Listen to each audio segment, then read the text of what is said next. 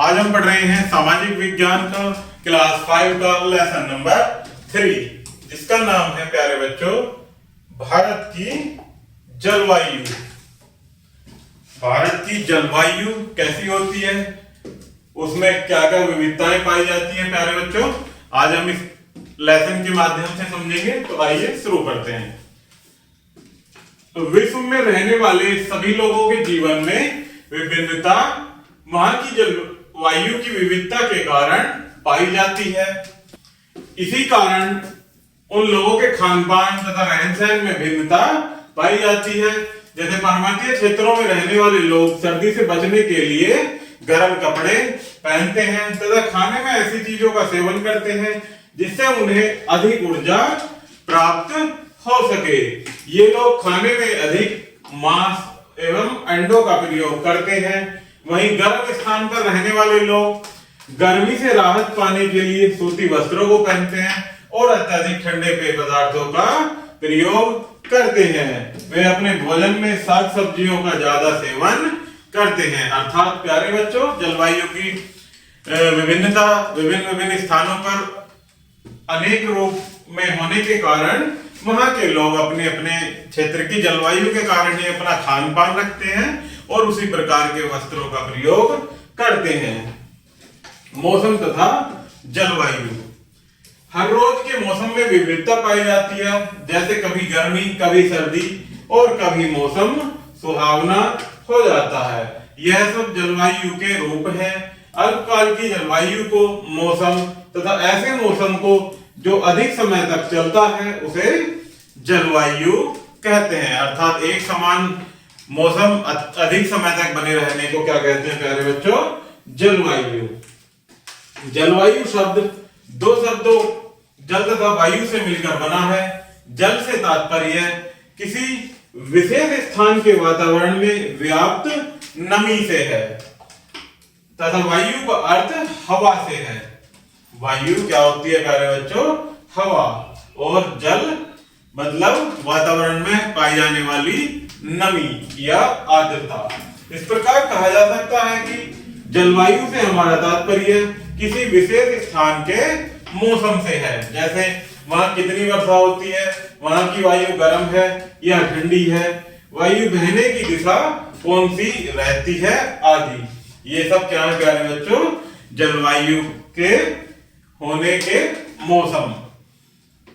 दूसरे शब्दों में हम कह सकते हैं कि जलवायु को गर्मी तथा वर्षा आदि प्रभावित करते हैं। जलवायु को कौन प्रभावित करता है प्यारे बच्चों, गर्मी तथा वर्षा अर्थात बारिश।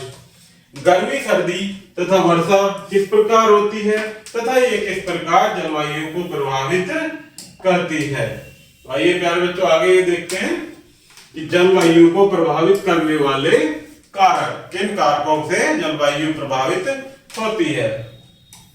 संपूर्ण संसार को गर्मी तथा सूर्य प्रकाश देने का कार्य सूर्य करता है।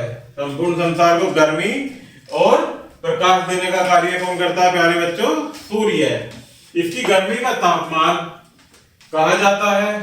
गर्मी को मापने के लिए थर्मामीटर का प्रयोग किया जाता है तथा थर्मामीटर गर्मी या तापमान का मान डिग्री सेल्सियस या फ़ारेनहाइट में बताता है।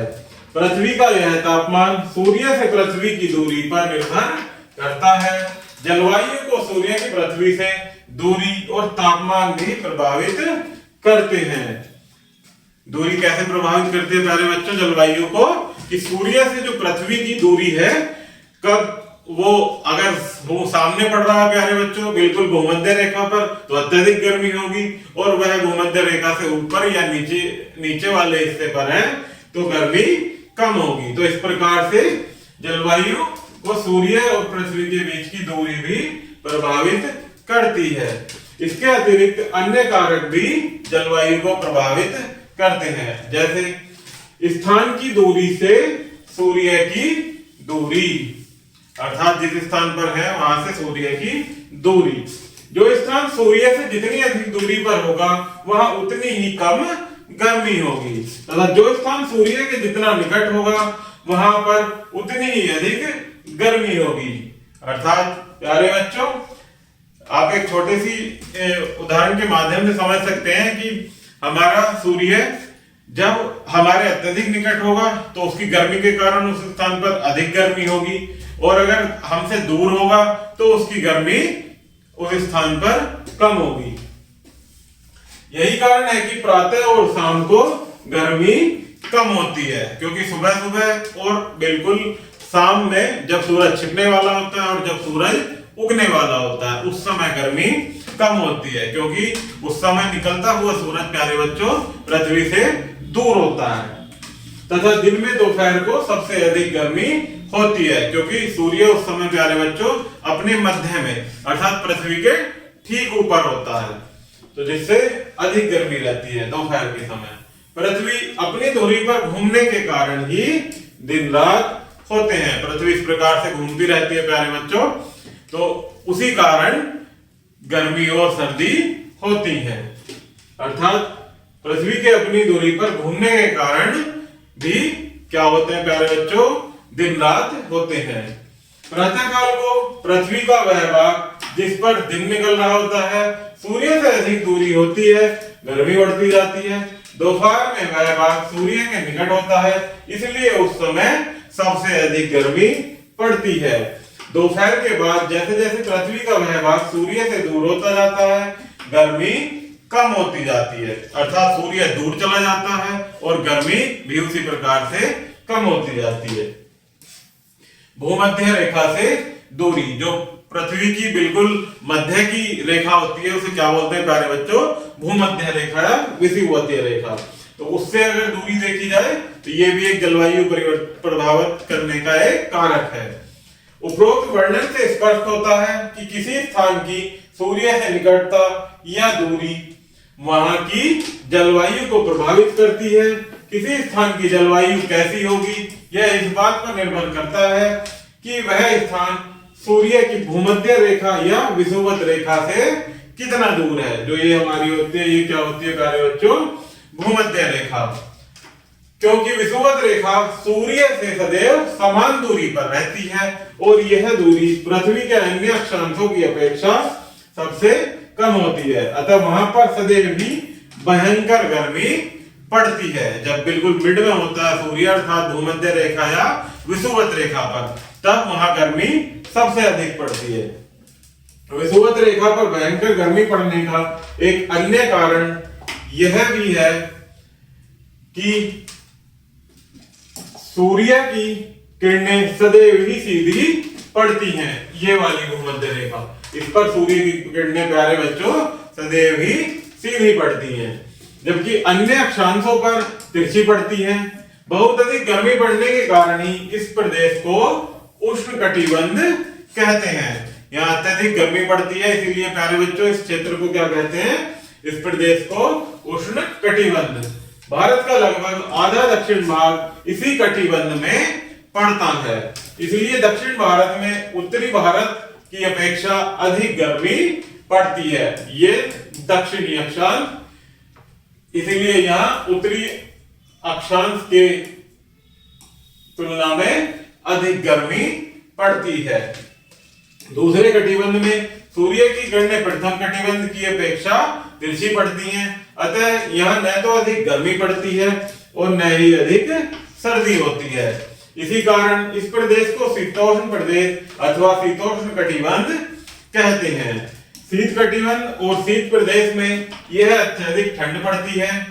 इसी कारण इस प्रदेश में सदैव ही बर्फ जमी रहती है, क्योंकि वहां अत्यधिक ठंड पड़ती है प्यारे बच्चों, और एक उसका तापमान ऐसा आता है सर्दी का कि प्यारे बच्चों माइनस में हो जाने के कारण वहां बर्फ पड़ती रहती है।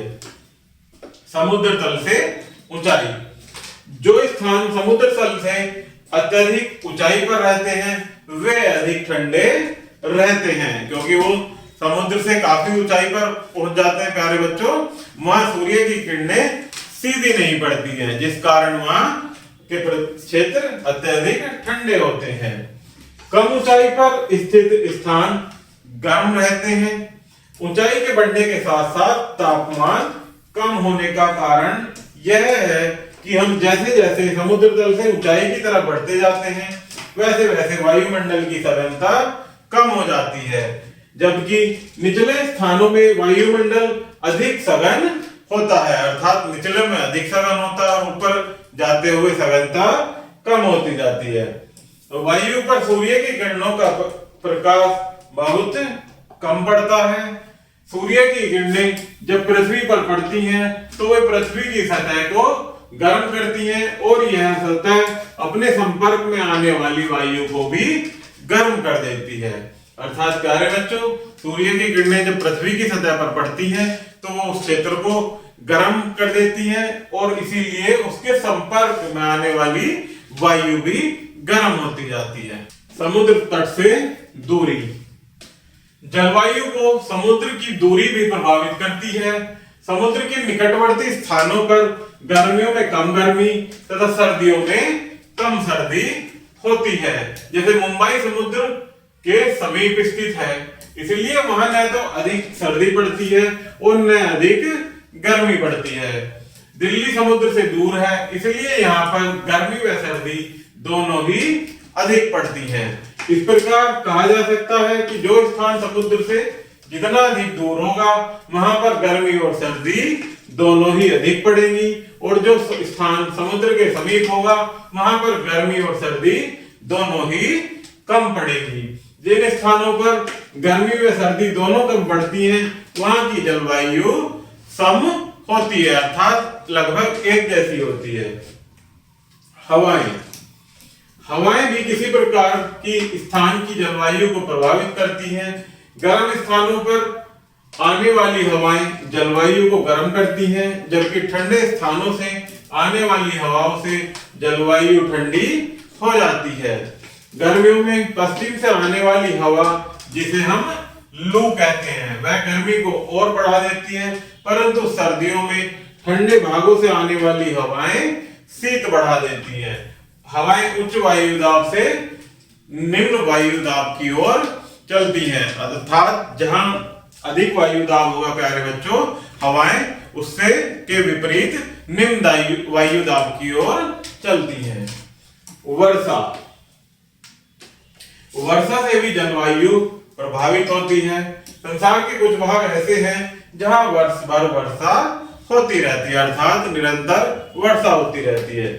कुछ भाग ऐसे हैं जहां वर्षा बहुत कम होती है। कहीं पर सर्दियों में वर्षा होती है, जबकि कहीं पर गर्मियों में होती है।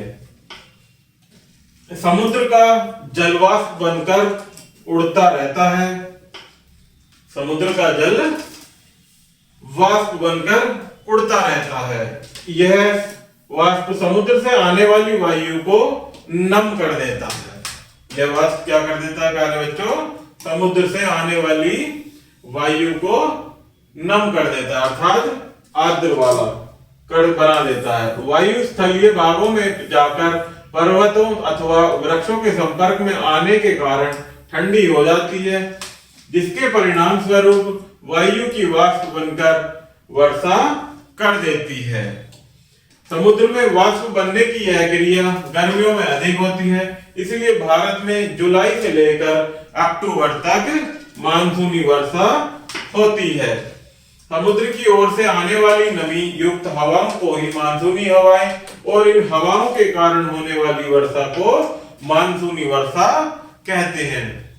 अतः कहा जा सकता है कि किसी स्थान की भूमध्य रेखा से दूरी, समुद्र तल से ऊंचाई, समुद्र तल से दूरी, हवा तथा वर्षा सभी जलवायु को प्रभावित करते हैं। यहाँ पर प्यारे बच्चों कुछ मुख्य बिंदु दिए गए हैं जिन्हें हम और आप साथ मिलकर पढ़ेंगे और आप इनको याद भी रखेंगे। इसमें पहला है कि विश्व के सभी स्थानों के लोगों का खान पान तथा रहन सहन वहां के क्षेत्र की जलवायु पर निर्भर करता है। अगर गर्मी है तो हम वहां पेय पदार्थ लेते हैं, सर्दी है तो वहां ऊर्जा से युक्त भोजन का हम ग्रहण करते हैं। नेक्स्ट है जलवायु से तात्पर्य विशेष स्थान के मौसम से होता है। जलवायु को विभिन्न प्रकार के कारक प्रभावित करते हैं, जो कि अभी हमने पढ़े। समुद्र तल से दूरी, समुद्र तल से ऊंचाई, वर्षा और हवाएं, ये सभी क्या है प्यारे बच्चों? जलवायु को प्रभावित करने वाले कारक। नेक्स्ट है पृथ्वी पर उष्ण शीतोष्ण और शीत कटिबंध पाए जाते हैं। तो इसी प्रकार प्यारे बच्चों ये हमारा लेसन यहीं समाप्त होता है। आशा करता हूं कि आपको यह वीडियो जरूर पसंद आई होगी। धन्यवाद।